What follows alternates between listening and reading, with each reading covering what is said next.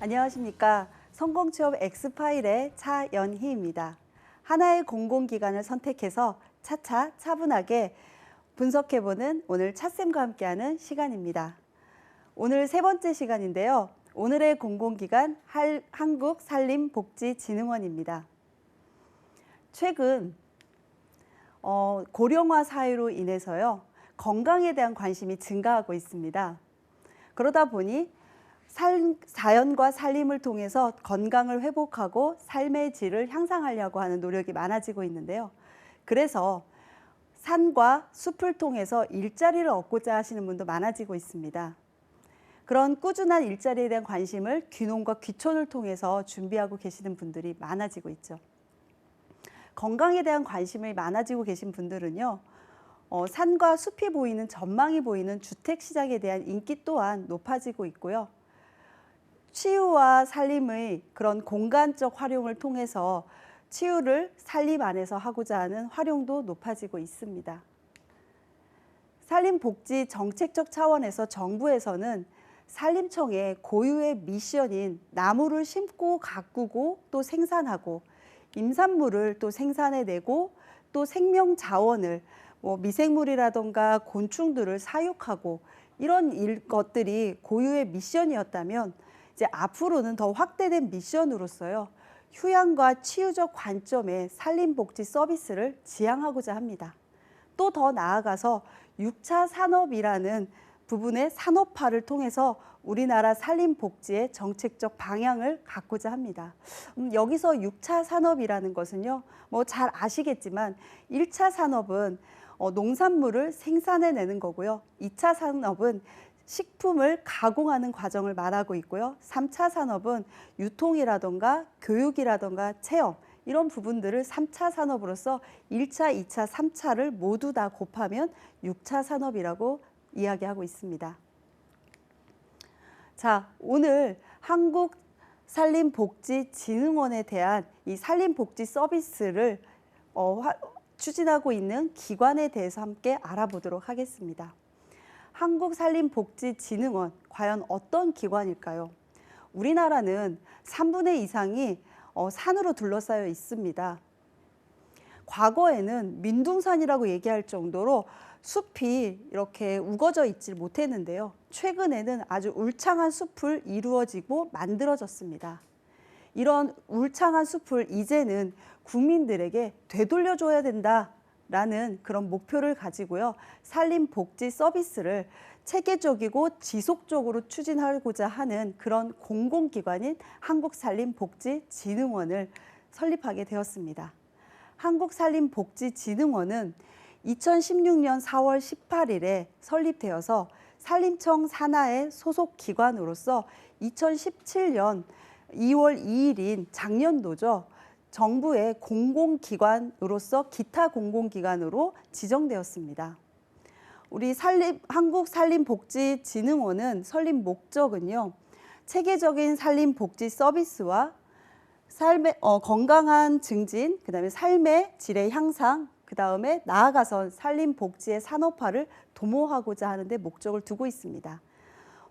기관의 소재지는 대전광역시 서구에 위치하고 있습니다. 기관의 주요 영역은 아직 이제 공공기관으로서 설립된 지 얼마 되고 있지 않기 때문에 많은 어떤 영역들을 갖고 있지는 않습니다만 이제서 작년에 설립되어서 추진하고자 하는 사업들이 이제 많이 있고 또 그에 따라서 오늘 또 중요한 건데 채용 인력 규모 또한 점차 현재 확대되고 있는 차원이기 때문에 취업을 준비하시는 분들이라면 한번 관심 있게 보시면 올해의 채용 규모도 상당히 높게 있어서 여러분들에게 좋은 그런 기관으로서 갖다 주실 수 있을 것 같습니다. 미션과 비전에 대해서 말씀드리겠습니다. 우리 산림복지진흥원의 미션은요. 국민의 행복 증진을 하기 위해서 4가지의 비전을 두고 있습니다. 첫 번째는요. 전문성이라는 거, 두 번째는 책임, 세 번째는 소통, 네 번째는 창의 혁신, 이렇게 네 가지를 두고 있는데요. 이런 네 가지의 비전을 인재상과 엮어서 이렇게 이야기하고 있습니다. 전문성, 프론티어는 산림복지의 개척자적인 정신을 갖고 끈기 있게 몰입하는 인재라는 설명을 하고 있고요. 두 번째, 오너십, 책임감이라는 책임의 뜻을 갖고 있는 오너십은 주인의식을 갖고 진취적이게 도전하는 인재라는 것을 의미하고 있다고 합니다. 소통, 위드, 함께 배려하면서 혼자의 성공이 아니라 다 함께 성공해 나갈 수 있는 모두의 성공을 추구하는 그런 인재를 말하고 있고요. I, 이노베이션, 창의와 혁신에 해당하는 것은 고정관념에서가 아닌 다양한 지식을 배우고 그런 지식을 통해서 경험을 결합해낼 수 있는 그런 창의와 혁신적 사고를 가질 수 있는 인재라는 것을 가지고 있으면서 총 이런 세 가지의 인재상, 비전을 통한 이런 세 가지의 인재상을 가지고 있습니다. 열정과 전문성, 변화와 혁신, 신뢰와 화합, 이런 인재상을 추구하는 우리 한국산업복지진흥원입니다. 산업복지진흥원의 사회공헌 활동을 잠깐 보도록 하겠습니다. 취약계층을 위해서 산림복지 서비스를 제공하고자 합니다. 그러기 위해서 협력 사업을 함께 하고 있는데요. 정부와 기업을 통해서 협력 사업을 추진하고 사회공헌 활동의 역할을 수행하고 있습니다. 한 예로 정부에서 보면 법무부에서 보호관찰 청소년의 숲체험 교육 사업을 추진하고 있고요. 그다음에 기업에서는 한국타이어 나눔재단과 함께 동그라미 티움버스와 함께하는 나눔의 숲이라는 사회공헌 활동을 함께 추진하고 있습니다. 우리 한국산림복지진흥원의 주요 기능과 역할을 보도록 하겠습니다. 7가지의 주요 기능과 역할을 가지고 있는데요. 어떤 기능을 가지고 과연 우리에게 복지적 서비스를 제공하는지 보면 첫 번째는요. 국립산림복지시설 운영 및 서비스 제공이라는 뜻을 가지고 있습니다. 체험장이라던가 휴양시설, 이런 국가에서 지정된 곳을 시설을 운영하고 거기에 필요한 다양한 서비스를 제공한다라고 보시면 되겠습니다. 두 번째는 산림복지 전문업 등록 제도 운영입니다. 산림복지 전문업이라고 하면은요, 이런 산림복지를 할 수 있는 서비스를 제공할 수 있는 업적인 특성을 갖고 있는 그런 민간 기관들을 제도화시켜서 등록시키는 그런 운영을 담당하고 있다고 합니다. 세 번째는 산림복지 서비스 이용권 지정이라고 되어 있습니다. 우리 바우처 사업이라고 좀 많이 아실 겁니다. 이렇게 저소득자 아니면 좀 이렇게 취약계층에 계신 분들은 뭔가 복지적 서비스를 받는데 한계가 있잖아요. 이런 복지적 서비스 소외되신 분들에게 약 10만 원 정도 현재는 그런 서비스를 금액적으로 지원을 해드리고 그 금액을 통해서 이런 서비스, 산림복지 서비스를 이용할 수 있는 지원적 차원을 제공하고 있습니다. 네 번째, 산림복지 서비스 제공자 등록 제도 운영이라고 되어 있는데요. 이렇게 이용권을 사용할 수 있도록 그런 기관들을 제도화시켜서 그 기관을 등록시켜서 그 기관에 대한 운영 관리 업무를 수행하고 있습니다. 다섯 번째로는 산림복지 단지, 시설, 확충에 대한 지원인데 말 그대로 산림복지적 어떤 시설을 좀 더 단지화시키고 확대하기 위한 그런 부분들을 지원하고 있습니다. 여섯 번째는 산림복지 전문가 양성, 숲 해설가라던가 산림치유 전문가라던가 이런 분들을 교육하고 양성시키고 또 관리하는 그런 자격관리의 형태를 함께 기능적 역할을 하고 있으며 마지막 7번째는 산림환경 기능 증진 자금을 통해서 산림환경에 대한 다양한 투자들을 진행하고 있습니다. 산림복지진흥원은 11개의 시설을 운영 중에 있는데요. 가장 대표적으로는 국립산림치유원이라는 치유원 하나를 기준으로 해서 산림교육센터 3개와 치유의 숲 4개, 유아숲 체험원 2개, 수목장림 하나 이렇게 해서 모두 11개의 전국 단위의 시설을 운영하고 있습니다. 아무래도 이렇게 전국 단위의 시설을 운영하고 있는 기관은 여러분들이 취업을 준비하실 때 항상 염두에 둘 거는 내가 어떠한 특정 지역에만 꼭 입사를 해서 거기에서 근무를 해야지라는 것보다는 전국 단위의 이런 사업장을 갖고 있기 때문에 다양한 곳에서도 이렇게 일할 수 있다라는 것을 확인하셔서 좀 아무래도 살림이다 보니까 이제 지방의 산과 관련된 뭐 횡성이라던가 뭐 장성이라던가 이런 조금 더 이제 외곽 쪽에 있는 곳들이 많이 있습니다. 그래서 이런 부분들을 염두하고 여러분들이 취업을 지원할 때 같이 생각하시면 좋을 것 같습니다. 자, 그러면 제가 산림복지 서비스라는 이야기를 계속 전해드렸는데요. 산림복지 서비스 좀 생소한 단어이죠. 이런 생소한 단어 어떻게 해서 형성되고 산림복지 서비스라는 것을 우리가 어떻게 이해하면 될지를 한번 말씀드려 보겠습니다. 산업이 기술이 이렇게 발달하면서 사회적 문제가 상당히 많아지고 있고요.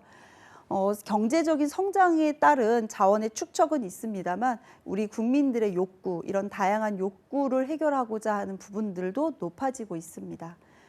그런 사회적 문제와 이 다양한 국민들의 욕구를 해결하기 위해서 생애 주기별 산림복지라는 그런 용어를 만들어서 우리 산림복지 서비스를 제공하고자 한다라는 겁니다. 그래서 산림, 말 그대로 산과 숲을 통해서 체험을 하고 그 안에서 치유를 하고 그 안에서 수련을 해서 신체적인 거나 정신적인 것을 다시 회복하고 그걸 통해서 우리 나아가는 건강의 어떤 건강적 국민들의 삶을 윤택하게 만드는 그런 복지 서비스다라고 이해하시면 되겠습니다. 산림복지 서비스의 어떤 개념적 측을 보면은요, 경영적 측면과 복지적 측 이렇게 두 가지로 나눠볼 수 있습니다. 산림의 경영적 측면으로는요, 목재라던가 인상물을 생산하는 아주 본원적 측면들을 가지고 있고요. 그 다음에 그곳에 휴양시설을 이렇게 짓게 돼서 운영시설을 할 수 있는 산림의 경영적 측면을 가지고 있습니다. 복지적 측면에서 보면은요, 휴양과 치유와 교육, 말 그대로 서비스라는 측면들을 제공함으로써 즐기고 거기서 쉬고 놀고 삶의 어떤 터전처럼 이렇게 만들어주는 그런 서비스들을 제공하고요. 또 하나는 이런 서비스를 제공하기 위해서는 전문가가 필요하겠죠. 그래서 일자리 사업으로도 확대될 수 있는 그런 측면을 가지고 있습니다. 생애주기별 산림복지를 이 한국산림복지재단은 구성하고 있는데요. 우리 영국에 보면은 복지적인 어떤 상징적 명칭으로 요람에서 무덤까지라는 말처럼요. 출생에서부터 죽음까지라는 의미를 가지고 총 7단계의 생애주기별 구성 단계를 가지고 있습니다. 우선 출생기에서는요. 우리 산림복지 서비스를 이용할 수 있는 게 숲태교 프로그램이라는 걸 가지고 있습니다. 숲을 통해서 임산부들이 태교를 했을 때 가장 건강하게 아이를 출생할 수 있는 그런 프로그램을 운영하고 있고요. 유아기 때는 숲 유치원, 우리가 뭐 일반적으로 도시에서 이용할 수 있는 그런 유치원도 있습니다만 숲에서 체험할 수 있는 숲 유치원을 구성하고 있고요.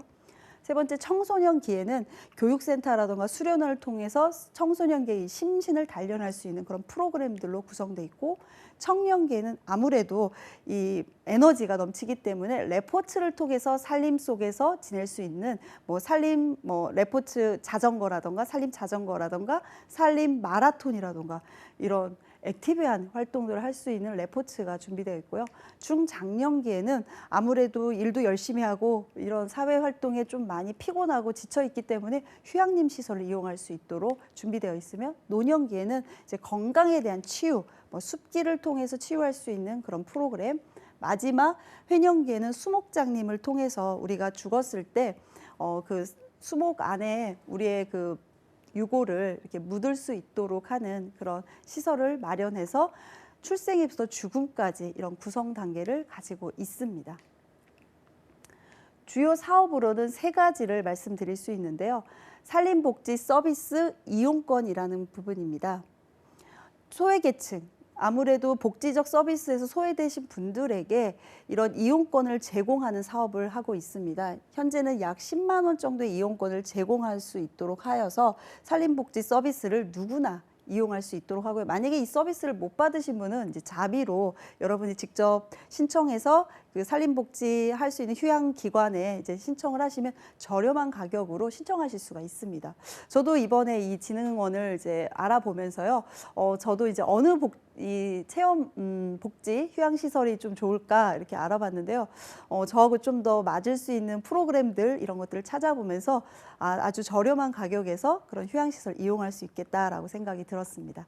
이제 그런 서비스 이용권이 있고요. 두 번째는 산림복지 서비스 제공자입니다. 그런 휴양시설을 보유하고 계신 분들을 이제 기관들을 등록하고 이제 그런 기관들을 관리할 수 있도록 하는 그런 사업을 하고 있고요.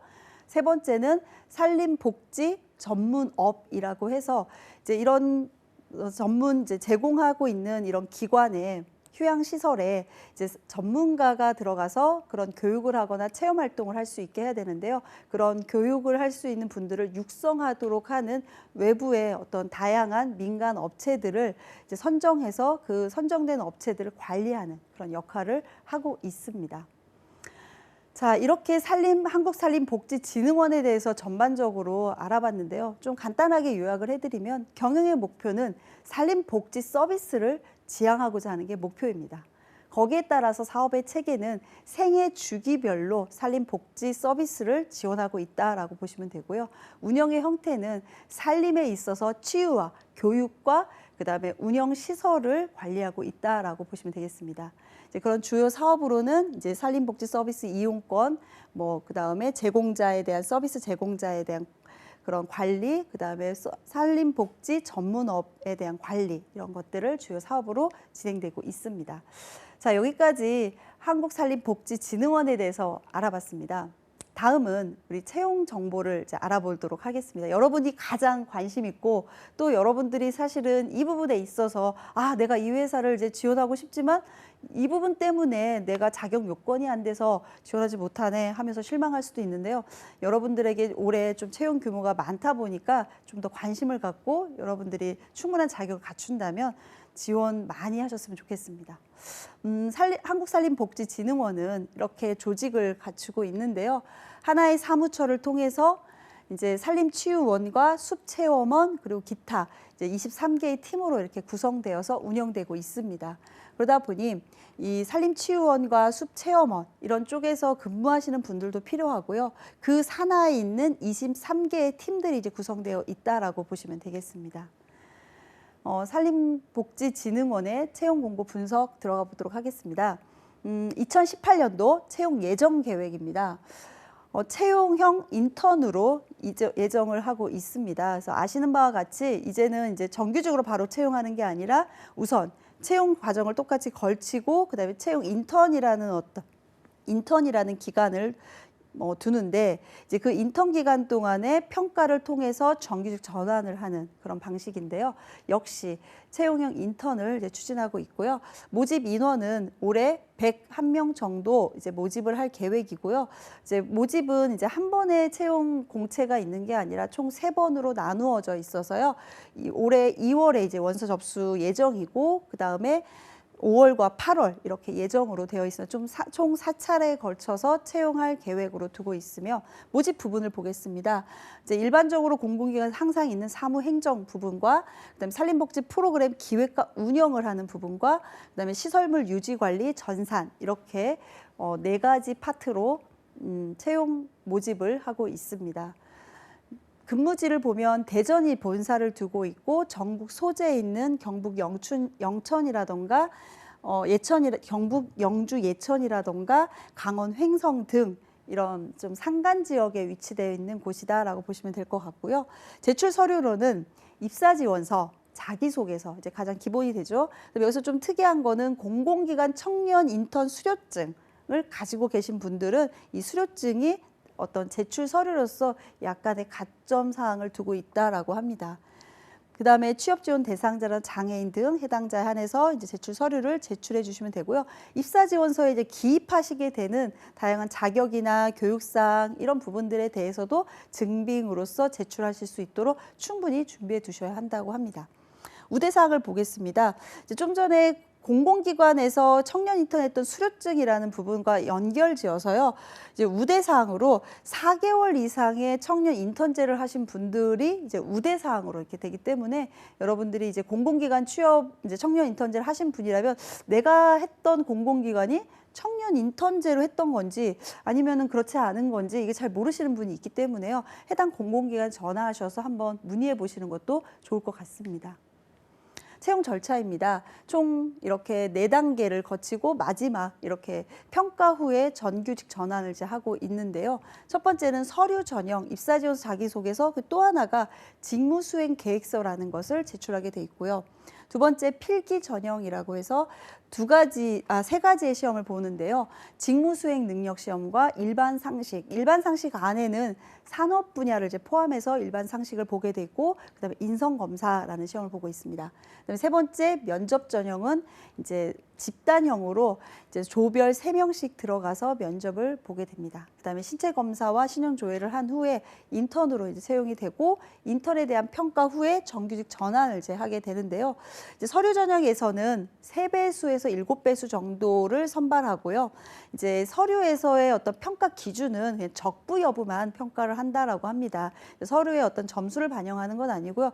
그냥 자격 요건이라던가 우대사항 이런 부분들에 이제 해당 사항이 되냐 안 되냐 뭐 이런 부분들을 보고서 서류를 이제 통과시키고, 이제 필기 전형에서 3배수의 선발을 하는데요. 이때 인성 검사를 이제 보는데, 인성 검사는 참고 자료로 활용하는 거지 어떤 점수의 당락과 이제 아주 연결된 건 아니다라고 했기 때문에 직무 수행 능력 시험과 일반 상식 시험을 여러분들이 좀 더 잘 보시면서 이 인성 검사 를 이제 어느 정도 수준까지만 만들어 놓으시면 좋을 것 같습니다.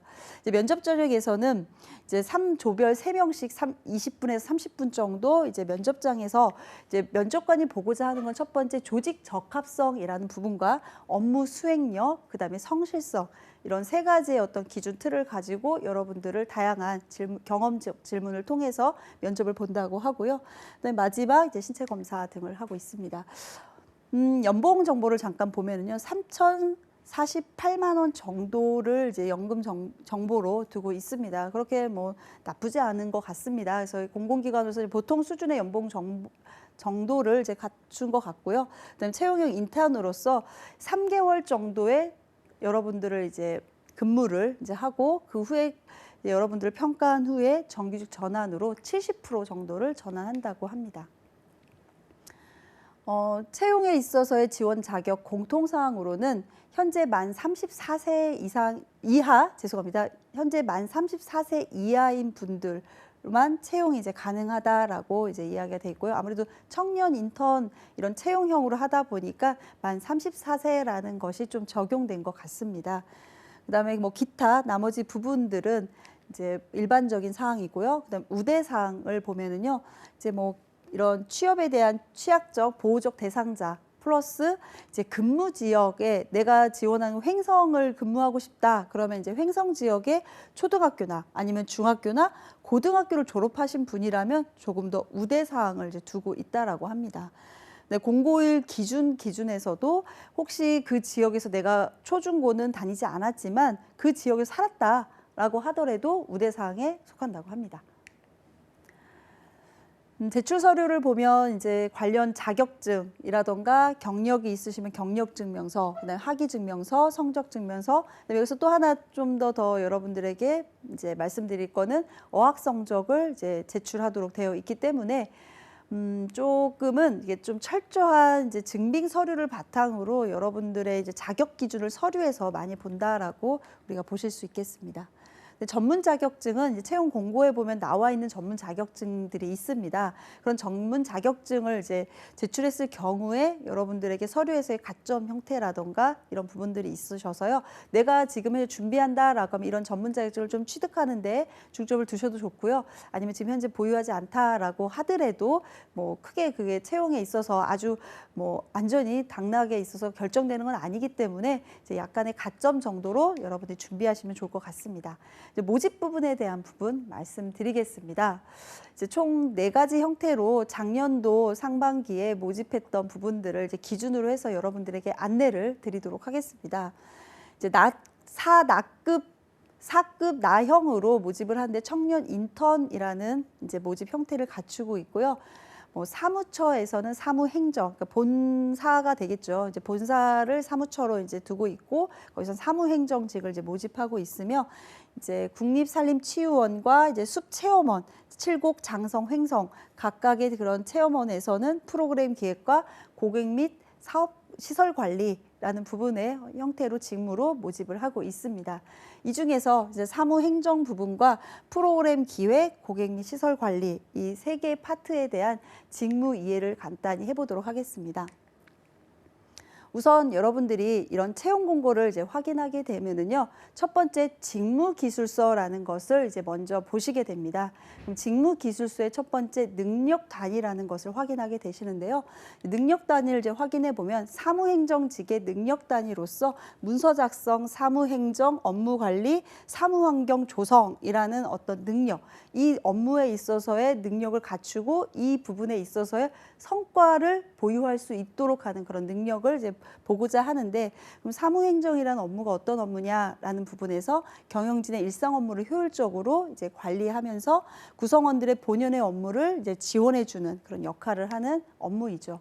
그 사무행정의 필요 지식에 대한 부분, 그 능력에 따른 지식으로 이제 책정된 거는요, 문서 작성이라는 부분이겠죠. 그다음에 문서에 대한 양식과 유형을 체계화하고, 그다음에 당연히 이제 컴퓨터 OA 능력을 이제 특성을 잘 알고 있으며 자료들에 대한 부분들을 정리하고 분석하고 보고하는 절차를 갖추고 있고, 그다음에 사무 환경의 관리 규정, 아무래도 이제 다양한 다른 타 부서를 지원하다 보니까 이제 규정적인 부분들에 대해서 이제 지식을 갖고 있으며, 필요 기술로는 업무 처리라던가 전달력, 업무를 파악하는 능력, 이런 부분들을 이제 필요로 하고 있습니다. 여기에 따른 사무행정의 태도로는 세밀하게 자료를 분석하고 정확하게 업무를 처리하며 미리미리 계획을 준비하는 그런 철저한 준비 태도를 가지고 있어야 하며, 아무래도 이제 일을 이제 다양한 부서들과 일하다 보면은요, 꼼꼼하게 처리 못하면 이제 다른 부서가 또 일을 처리하는데 불편함을 당연히 겪겠죠. 그래서 사무행정 파트는 이제 우리 회사 팀 내 업무만 하는 게 아니라 타 부서와의 연결된 업무가 많기 때문에 꼼꼼하게 일 처리를 해야 되고, 뭐 사람들을 또 많이 대면하는 그런 부분 때문에 몸가짐, 이제 청결한 몸가짐, 이런 부분들을 이야기한 것 같고요. 그다음에 어떤 문제적 요소를 좀 사전에 파악할 수 있는 세심한 관찰력, 이런 능력들을 이제 요구하고 있습니다. 이제 두 번째는 숲체험원에서의 프로그램 기획이라는 부분에 대한 직무 이해를 한번 해보도록 하겠습니다. 숲체험원의 프로그램 기획과 운영, 이렇게 두 가지로 일단 직무기술서가 나와 있는데요. 숲체험원의 기획과 운영이라는, 프로그램 기획과 운영이라는 어떤 일을 하는 건가라고 보면은요, 말 그대로 산림체험을 할 수 있는 프로그램을 기획하고 운영하는 그런 직무로서 산림체험의 어떤 다양한 요소들을 활용할 수 있으면서 이런 부분들이 즐겁고 또 재미있게, 그리고 그런 교육을 받으시는 분들의 입장에서 연령에 따라서 이렇게 기획을 할 수 있도록 이제 운영을 해야 되는데요. 능력 단위를 보도록 하겠습니다. 이제 프로그램 기획에 대한 능력 단위로는 산림 복지에 대한 상황을 분석하고, 그다음에 요구를, 산림 복지에 대한 요구 분석을 통해서 자원을 어떻게 활용할 수 있는지 자원 조사를 하고, 거기에 따른 프로그램을 설계하고 자료를 개발하기도 하며, 교수 학습을 할 수 있는 그런 자료를 개발하고, 그다음에 그거에 따라서 교육 프로그램 학습에 대한 평가를 할 수 있는 그런 능력. 그래서 프로그램을 만들기 위한 처음에 조사부터 시작해서 평가까지 이렇게 하는 일을 이제 우리가 프로그램 기획 및 이제 일에 대한 부분들이라고 말씀드릴 수 있고요. 그다음에 프로그램 운영, 말 그대로 기획되고 만들어진 그 프로그램을 직접 이제 운영하는 그런 역할이 필요하죠. 이제 교수라고 얘기도 하고 이제 강사라고 얘기하는데요. 이제 그런 교수 업무를 수행할 수 있으며, 그다음에 교육의 이제 대상자에 따라서 조금은 교육을 좀 형태를 좀 바꿀 수도 있죠. 기존에 이제 매뉴얼이라는 형태가 있지만 대상자가 좀 장애인일 경우도 있고요. 아니면 대상자가 조금은 이제 아무래도 어린 경우에 이제 프로그램을 좀 적용하기 한계가 있겠다, 이런 부분도 있기 때문에 이제 이런 교육 프로그램의 설계를 이제 재설계할 수도 있고, 그다음에 실무적인 이제 교육을 진행하면서의 실무적인 행정 업무들, 이런 부분들을 이제 진행할 수 있는 능력을 필요로 합니다. 기획적 관점에서는 필요 지식, 좀 전에 상황을 분석한다라는 능력이 당연히 있었기 때문에 조사 분석하는 방법에 대해서 알아야 되고, 분석한 걸 분류할 수 있는 그런 지식을 갖추고 있으며 이런 조사된 내용이 생애 주기 중에 어느 주기에 필요로 하는지 생애 주기의 특성을 같이 이해하고 있으며 거기에 따라서 교수 학습 지도안을 만들어서 프로그램을 이제 만들 수 있는 그런 지식적 기반을 가지고 있고 그에 따라서 기술로는 이제 조사를 해봐야 되겠죠. 어떤 사람들이 어떤 요구를 하는지, 교육을 받으신 분이 어떤 교육에 만족했는지, 이런 부분 좀 불만족스러운지, 이런 교육은 좀 앞으로 어떻게 했으면 좋겠는지, 이런 부분에 대해서 이제 조사를 하고 인터뷰도 하고 이런 수요를 파악할 수 있는 그런 능력과 조사에 따라서 좀 더 이제 좀 선진화된 그런 교육들이 없는지 이런 부분들을 좀 찾고 할 수 있는 이제 그런 것과 그다음에 기획한 내용들에 대해서 이제 잘 매핑되어서 운영되고 있는지 통계를 통해서 전반적인 흐름을 이해할 수 있는 통계 프로그램을 이제 다룰 수 있는 그런 기술이 필요합니다. 그래서 이런 프로그램을 기획하시는 분들에게 필요한 이제 태도로는요. 당연히 이제 교육이라는 것에 대한 사명감을 가지고 있어야 되겠죠. 저도 역시 이제 이런 강의를 하다 보니까 힘들 때도 있고 이제 때로는 이 일을 하면서 이제 교육생들하고 맞지 않게 되면은 이제 좀 저 자체도 지칠 때가 있는데 그래도 내가 이 일을 통해서 어떤 보람을 갖고 있고 이런 사명감을 갖고 있다면 이런 부분들에 대한 약간의 슬럼프 이런 부분들도 잘 넘어갈 수 있는데요. 이 프로그램 기획하시는 분 역시 이 교육에 대한 사명감을 가지시고 성실하게 정보를 수집하고 항상 새로운 정보를 찾아내고자 하는 거, 그 다음에 적합한 도구가 있으면 교육을 할 때는 사람 그냥 혼자서 이야기만 하는 건 아니잖아요. 그런 다양한 도구들을 이제 활용하고 또 본인이 직접 개발하고 이제 이렇게 할 수 있는 열정, 그 다음에 긍정적인 사고, 그 다음에 학습자의 특성을 항상 배려하고 고려하는 그런 자세들이 이제 필요로 한다라고 이야기하고 있습니다. 이제 세 번째로 이제 프로그램을 이제 직접 운영하는 단계인데요. 말 그대로 이제 프로그램이 기획된 거를 이제 운영해야 되는 직접 어떻게 보면 교육받으실 그 교육 대상자와 함께 부딪히고 접점해서 이제 운영을 하면서 어떠한 지식과 기술이 필요한지 알아보도록 하겠습니다. 이제 대상자가 이제 모집이 되거나 그 대상자의 특성이 이제 우리가 알게 된다면 교육을 이제 설계하게 되고 그 대상자에 따라서 요구가 같은 뭐 초등학생이라도 같은 중학생이라도 각각의 그 모여져 있는 사람들의 그 요구 사항이 좀씩 다를 수가 있습니다. 그래서 그 요구 분석과 거기에 따른 교수 설계 방법을 어떻게 운영하면 흐름을 운영하면 좋을지를 이제 지식적으로 갖추고 있으며 그다음에 교육 방법적인 특성에서 그냥 강의만 할 건지 아니면 무언가 만드는 그런 체험으로 할 건지 아니면 몸으로 뛸 수 있는 그런 활동을 할 건지라는 부분에 대한 교육 방법적 특성을 고려해서 이제 학습자들을 결국은 잘 몰입할 수 있게 하는 동기부여하는 것에 대한 방법을 가지고 있는 그런 지식이 필요하고요. 두 번째 필요 기술에 있어서는 이제 자료를 수집하고 이제 교육을 제작하는 능력. 예를 들어서 저 같은 경우도 이런 강의를 하기 위해서 이런 PPT, 파워포인트를 활용해서 강의안을 제작하기도 하고요. 아니면 영상물을 또 제작할 수도 있고요. 이런 어떤 매체적 요소를 이제 다양하게 활용할 수도 있고, 그다음에 강의를 진행하기 위해서는 이제 뭐 불친절하게 진행한다던가 아니면은 사람들이 듣든 안 듣든 그냥 내 맘대로 내 편한 대로 이렇게 하는 건 아니겠죠. 그래서 효과적으로 전달할 수 있도록 뭐 그 대상자가 뭐 좋아하는 뭐 요즘 최근에 뭐 인기가 있는 그런 뭐 연예인부터 시작해서 뭐 이런 것들의 이야기를 통해서 공감성도 활용을 하기도 하고 그래서 그들과 함께 강의를 진행하는데 원활하게 될 수 있도록 이제 그런 진행 능력 이런 부분들이 필요하다고 할 수 있겠습니다. 그래서 직무 수행 태도로는 좀 많은 걸 요구하고 있습니다. 그래서 항상 이렇게 연구하고 분석할 수 있는 탐구적인 자세, 그 다음에 목표 달성, 어떻게 보면 만족도가 또 될 수도 있을 것 같아요. 이제 실제 직접 운영하다 보니까 이 운영에 있어서 교육생분들이 산림복지 서비스를 받는 프로그램을 이제 교육을 받아보니까 체험을 해보니까 재미가 없어요. 이제 이렇게 이야기하면 안 되기 때문에 결국은 내가 이제 이 만족도라는 것을 이제 목표를 달성하기 위한 적극적인 태도 이런 부분들 그다음에 학습자 요구가 생기면 내가 프로그램을 어떻게 설계를 했지만 조금은 요구 사항에 따라서 조금 여유 있게 갈 수도 있고 아니면 조금 더 이제 활동성을 더 높여서 할 수 있는 그 요구 사항을 적극적으로 반영하면서 교육생의 불편을 최소화할 수 있는 그런 학습자의 특성을 배려하는 그런 자세, 이런 것들이 필요한 부분이라고 할 수 있겠습니다. 이제 고객 및 숲 체험업, 이제 말 그대로 시설에 대한 부분들이죠. 그런 시설에 대한 고객이 이용하는 시설을 이제 관리하는 그런 역할로서 어떠한 부분들의 직무적 요구사항이 있는지 보도록 하겠습니다. 완공된 시설물을 잘 유지할 수 있도록 지원하는 일이다라는 거죠. 그래서 그 시설물의 안전적인 문제가 될 수도 있고요. 앞으로 지속성을 위한 시설물을 계속 보수하고 하는 부분들이 있을 텐데요.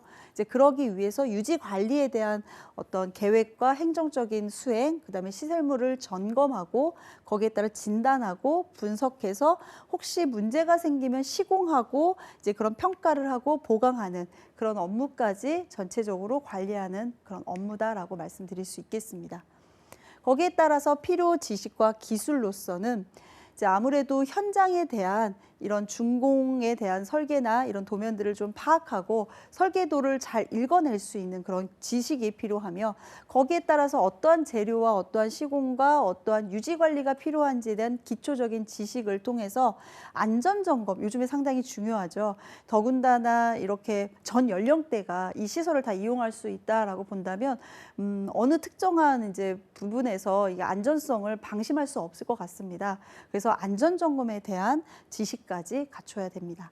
필요 기술에 의해서는요, 말 그대로 이제 이런 시설에 관한 것은 정부에서 이제 행정적으로 이제 어떠한 규정들이 있을 겁니다. 그런 규정을 잘 준수할 수 있어야 되고, 때로는 점검 단계 평가를 받는 것에 대한 행정적인 법규를 잘 이수할 수 있어야 되면서 이제 안전이라던가 시설물 이런 항목들을 잘 선정해서 직접 본인이 이제 유지 관리할 수 있도록 평가하고 보강하고 이런 업무들을 시행할 수 있는 그런 기술을 이제 가지고 있어야 되겠죠. 여기에 따른 태도로는 이제 아무래도 주기적으로 행정 처리를 하다 보니까 이제 뭐 구청이라던가 시청이라던가 군청이라던가 이런 인허가 관련된 행정 처리 업무를 이해하고 그런 걸 실행하는 그런 태도를 가져야 되고요. 이제 그런 행정 처리들은 항상 규정이 똑같은 게 아니라 조금씩 이제 차이가 있기 때문에 그런 것들이 새로 매번 바뀌게 되면은 그런 것들에 대한 숙지를 하는 그런 태도를 갖춰야 되고요. 그다음에 안전 점검의 항목에 있어서 이제 뭔가 조금 더 이제 시정하고 좀 더 고쳐야 될 게 그런 게 없는지 이런 것들을 좀 관찰하고 탐구하는 그런 의지, 그런 부분들, 그다음에 정확하게 하려고 하는 정확성, 그런 부분들을 꼭 갖추고 있어야 된다라고 말씀드릴 수 있겠습니다. 자, 이렇게 한국산림복지진흥원의 이런 채용 공고 분석을 해봤는데요. 좀 더 우리에게 이제 이런 기업도 알아보고 그다음에 채용 공고 분석을 이제 해봤을 때 실질적으로 내가 이제 입사 지원서를 이제 써보려고 하면은 나에게 어떻게 작성을 해야 되고 입사 지원서에 제시되어 있는 문항들에 있어서 여러분들이 이제 여러분들의 이야기를 이제 풀어 나가는 이제 그런 과정이 가장 어려워합니다. 여기까지는 사실은 이제 조금만 노력하면 여러분들이 충분히 할 수 있지만 이제 여기까지 해서 그 다음 단계 입사 서류에서 나의 얘기를 이 진흥원의 어떤 스토리와 어떻게 얼라이먼트 시킬 건가라는 부분에 대한 이야기인데요. 그래서 오늘 이제 이 시간을 통해서 여러분들이 내 얘기를 어떻게 연결하면 좋을지라는 생각을 지금부터 하면서 같이 들어보도록 하겠습니다. 자소서 분석을 해보도록 하겠습니다. 우선 이제 작성 분량에 대한 부분들을 모두 다 천자라는 부분들로 이제 작성 구분을 했기 때문에 내용 자체를 좀 더 구체적으로 꼼꼼하게 작성하기를 요구한다라고 여러분들이 좀 더 해석을 하시면 좋을 것 같습니다. 그래서 아무래도 요즘에 이제 500자 간단히 작성 5천 이제 500자 이내 이런 부분들도 많이 있긴 한데요. 1000자 이렇게 한 것은요. 자소서에 대한 부분들을 추후에 면접 상황에서 여러분들에게 이제 디테일하게 질문할 수 있고, 또 면접에서 3인 1조라고 말씀드렸잖아요. 3인 1조면 그렇게 많은 인원은 아니거든요. 그러니까 상당히 집중력 있는 면접 진행 결과가 있지 않을까 생각이 들어서요. 자소서를 충분히 면접관들이 보면서 여러분들의 면접의 진행 상황이 이루어질 거다라는 좀 예측을 해볼 수 있습니다. 그래서 이 자소서를 이제 그때 당일날 돼서 써보는 것은 좀 무리가 있을 것 같고요. 1000자 규모 정도로 각 문항별로 쓰시려면은 좀 사전에 미리미리 이제 작성을 하셔야 될 거라고 생각이 듭니다. 자, 그럼 한번 문항별로 보도록 하겠습니다. 지원 동기 및 입사 후 포부 를 기술하여 주십시오라고 이제 천자라고 썼습니다. 항상 이제 모든 회사들이 지원 동기라는 부분은 물어봅니다. 안 쓸 수가 없죠.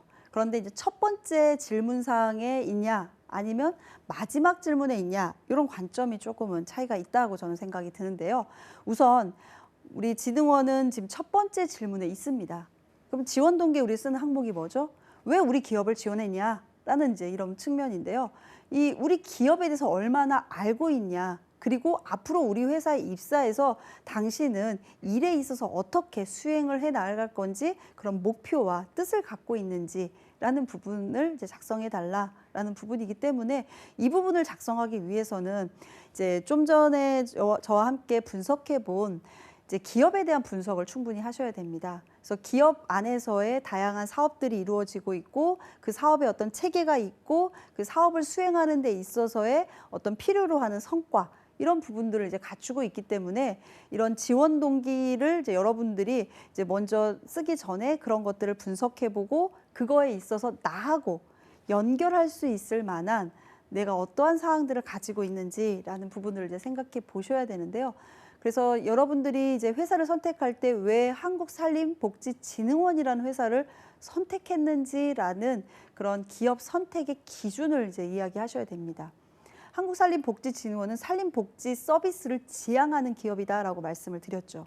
그럼 산림복지 서비스에 대한 부분, 그래서 국민의 건강이라던가 삶의 질을 이제 좀 더 윤택하고 삶의 어떤 이런 뭐 생활하는 데 있어서 우리가 행복하게 사는데 이런 목적을 이제 두고 있기 때문에 그런 부분에 대한 건강, 삶의 질의 향상 이런 부분들 아니면 뭐 다양한 바우처 서비스를 통해서 이제 숲 해설가라던가 이런 분야들의 사람들이 이제 전문가로서 숲을 이용해서 프로그램을 운영하고 기획하고 이런 사업들을 이제 진행하고 있는데 그런 관련한 본인의 활동성이 학교 다니거나 아니면 기타 활동 속에서 있었다면 그런 활동 속에 본인의 어떤 가치관 그러면서 그 기업과 관련돼 있는 우리 진흥공단의 어떤 특성 이런 부분들을 연결하거나 해서 기업 선택의 기준을 이제 작성을 하셔야 되고 그에 따라서 이제 지원 동기 안에는 두 가지가 있죠. 기업 선택에 대한 기준과 직무 선택을 하고서 내가 어떻게 준비했는지에 대한 관심성을 이제 보여줘야 되는데 천자이기 때문에 충분히 이제 작성하실 수 있거든요.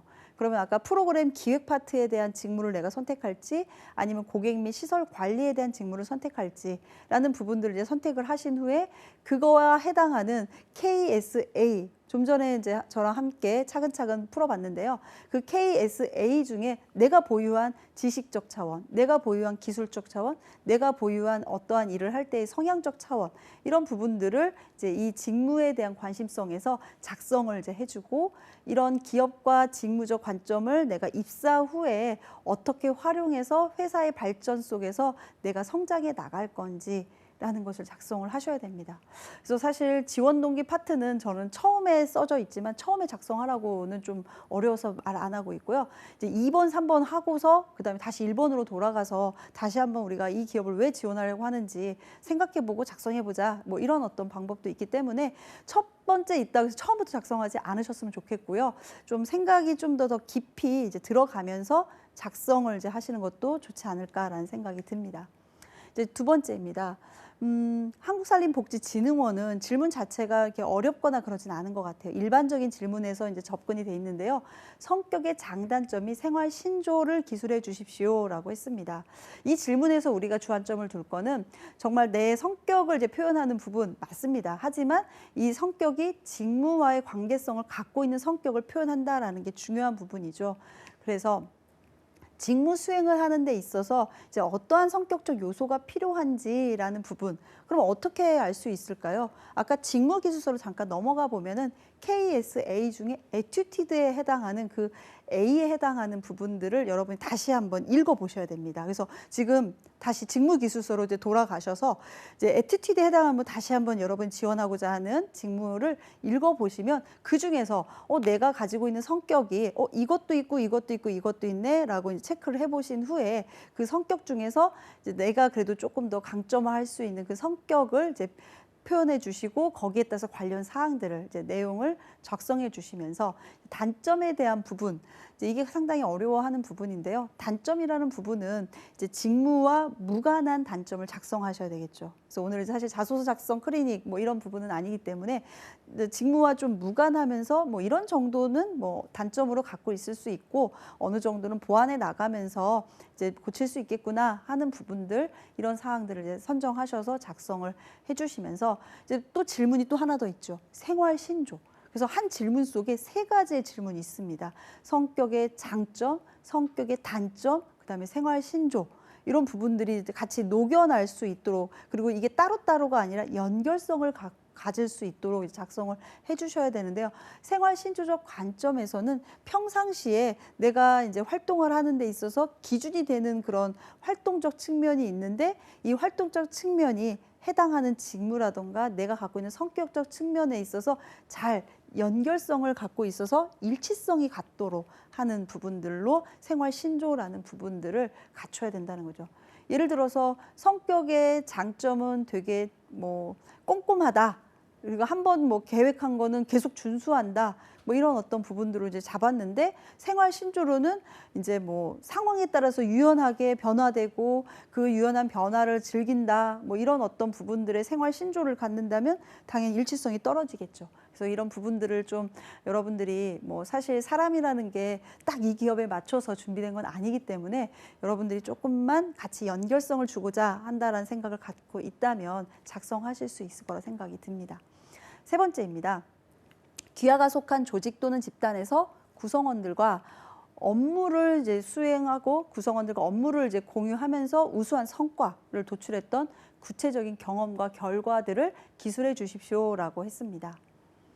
당연히 이제 조직이라는 단체, 팀워크, 이제 그 안에서 이제 공유하죠. 뭔가 팀을 이루어서 일을 하다 보면 혼자서 정보를 갖고 하는 건 아니죠. 그래서 이런 정보들을 이제 공유하면서 결국은 성과로 나왔던 거. 그래서 여기에서는 어떠한 성과를 여러분들이 주제로 잡을 건지를 먼저 저는 좀 생각을 해보셨으면 좋겠습니다. 내가 지원한 업무와 또 연결을 짓지 않을 수가 없거든요. 내가 지원한 업무의 중요한 성과가 과연 무엇일까? 좀 전에 시설 관리 관련한 업무에 있어서 중요한 성과다라고 하면은 뭐 평상시에 체크리스트를 잘 작성해서 안전에 어떤 사고나 그런 위험적 방지 요소를 잘 해냈던 성과가 될 수도 있고요. 아니면 안전에 대한 부분들을 철저하게 하기 위해서 안전 교육이라던가 이런 안전에 대한 부분들을 사전에 이제 예방할 수 있는 것을 잘했더니 어떤 문제가 생겼는데 그 부분이 문제가 생기지 않았던 그런 성과가 또 될 수도 있고요.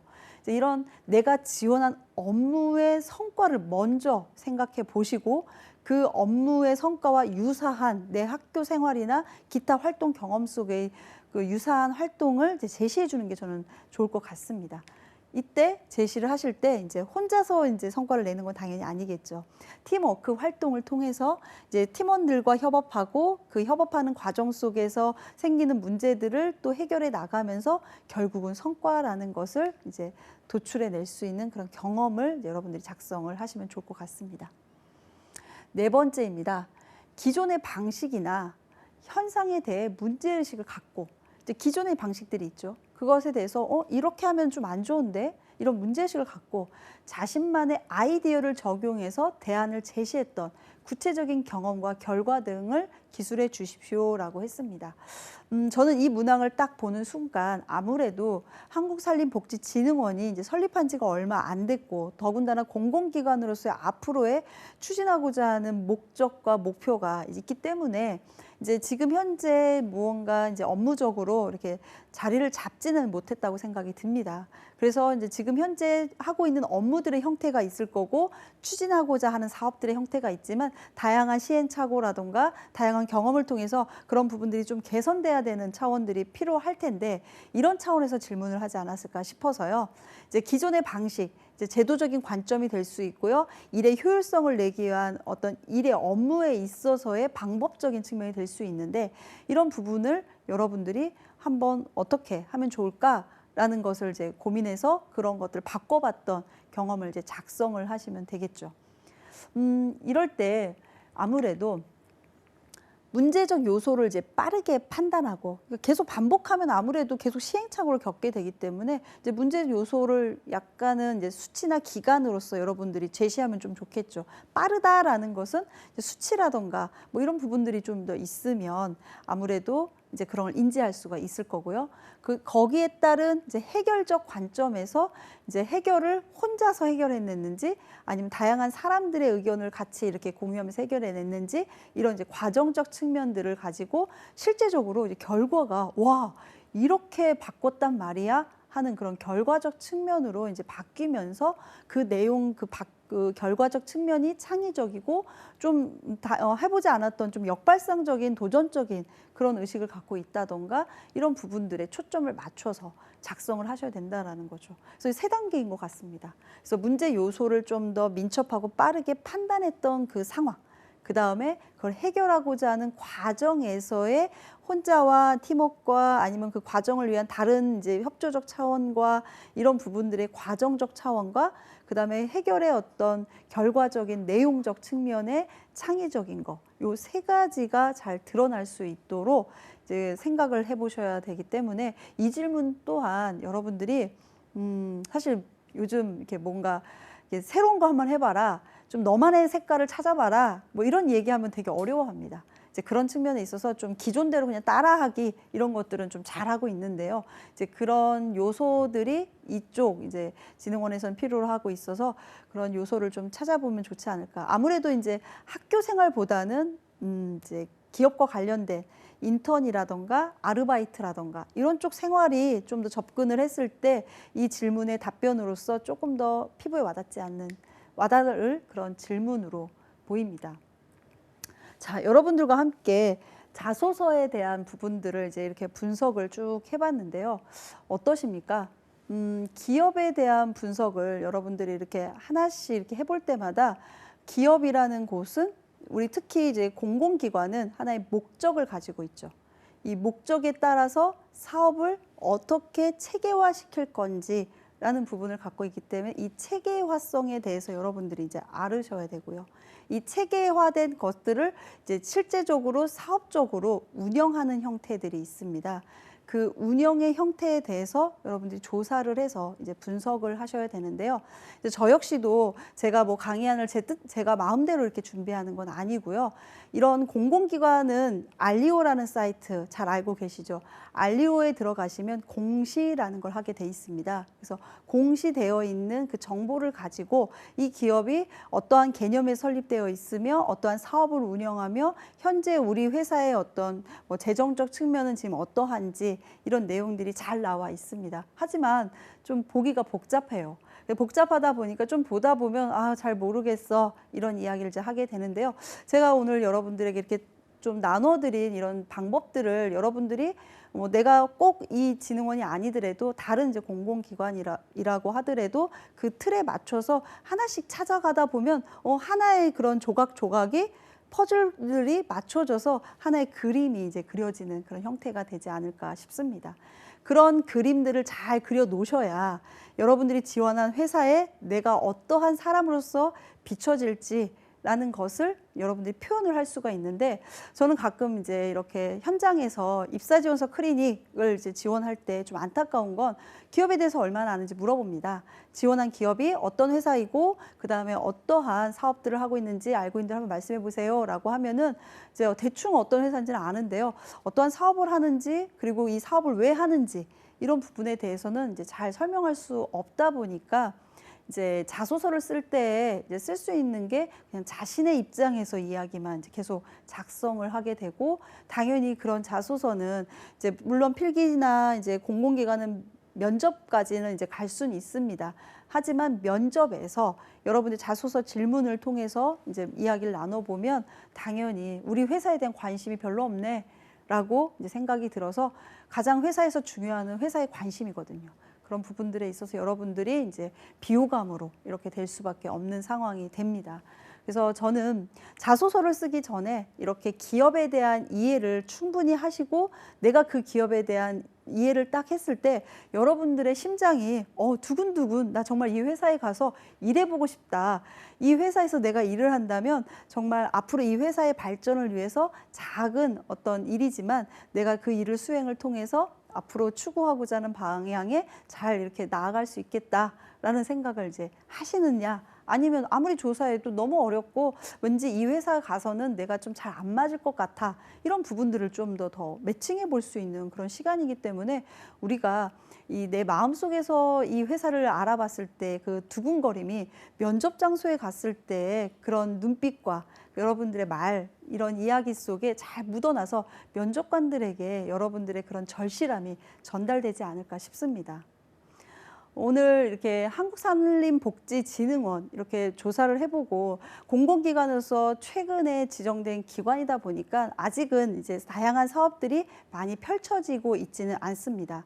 하지만 좀 생소했던 것은 산림복지 서비스라는 그 용어입니다. 그래서 여러분들이 산림복지 서비스, 이 용어를 오늘 알게 되셨죠. 앞으로 이제 산에 가시더라도 이런 산 속에서 우리가 어떠한 이 산림 복지를 위해서 어떤 프로그램이 기획되고 그 프로그램 속에서 사람들이 치유도 하고 치유를 통해서 앞으로 죽을 때 이런 수목림을 통해서 뭐 이렇게 여러분들의 이렇게 무덤이 또 될 수도 있는 그런 사업들을 이렇게 추진하고 있구나. 이런 것에 대해서 내가 정말 앞으로 관심을 갖고 우리 산림을 이용해서 국민들의 건강, 이런 것들을 잘 만들어줄 수 있는 기관의 한 조직원의 일원으로서 일해보고 싶다.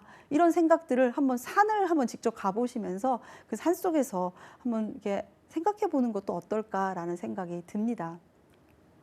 오늘 산림복지진흥원은 이런 고품질의 산림복지 서비스를 앞으로 계속 지향하고자 합니다. 그래서 전문성, 책임, 소통, 창의, 혁신, 이 것의 4가지의 인재상을 바탕으로 산림 교육과 치유와 휴양, 이런 부분들을 앞으로 국민 건강을 위해서 증진하고 확대할 계획이라고 합니다. 그거에 따라서 우리 산림 분야의 일자리 또한 당연히 확대되기 때문에 국민들에게 일자리를 주고 또 국민들의 건강을 줄 수 있는 우리 산림복지진흥원, 정말 중요한 기관이 아닐까 생각이 듭니다. 어떠십니까? 우리 한국산림복지진흥원, 여러분들의 능력을 발휘해서 앞으로 산림복지진흥원에 지원을 해보시는 것 어떨까 싶습니다. 관심 있으신 분들은 꼭 올해 지금 2월에 채용 예정을 가지고 있기 때문에요. 2월 채용 예정의 준비를 철저히 하셔서 꼭 여러분들이 성공하는 그런 합격의 소식이 들려왔으면 좋겠습니다. 여러분들에게 이렇게 이제 공공기관을 소개하다 보니까 좀 이 시간이 부족하다라는 생각이 또 들 때도 있습니다. 그래서 궁금한 사항이 있으시면 이제 카카오톡 커리어 플러스에서 친구 신청 커리어 스쿨을 하시면 이제 저하고 소통할 수 있는 그런 계기가 마련되고요. 그다음에 이메일을 통해서 여러분들의 궁금한 사항 언제든지 여러분들과 함께 소통해 나가도록 하겠습니다. 저는 여러분들에게 항상 쭉 함께 할 수 있는 차근차근 설명해주는 차쌤이 되도록 하겠습니다. 오늘 여러분들과 함께 공공기관 잘 함께 알아봤습니다. 감사합니다.